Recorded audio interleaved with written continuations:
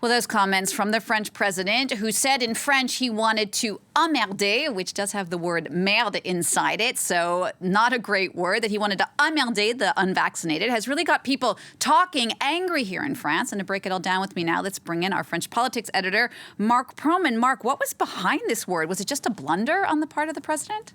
That's what it seems to be. Clearly, the fact that he used those words and the reactions that prompted in Parliament.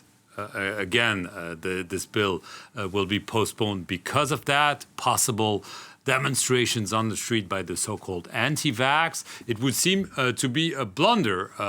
Let's put it in perspective. This was an interview not by journalists. This was an interview with readers from a local newspaper, Le Parisien.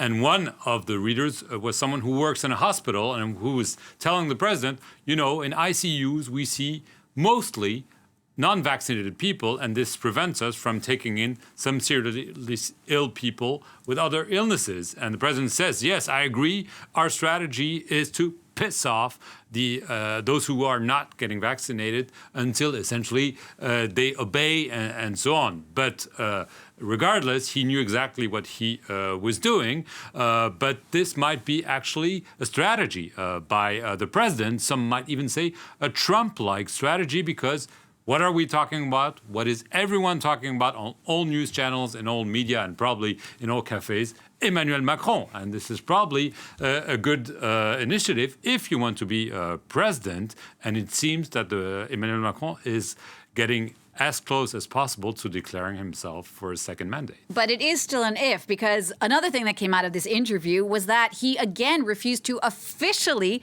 throw his hat in the ring for his presidential bid. Yes, but what he did on purpose, again, is probably the sign that he doesn't want to be only the president, but maybe a candidate. And he came very close when he was asked, obviously, do you want to run again? He says, I want to.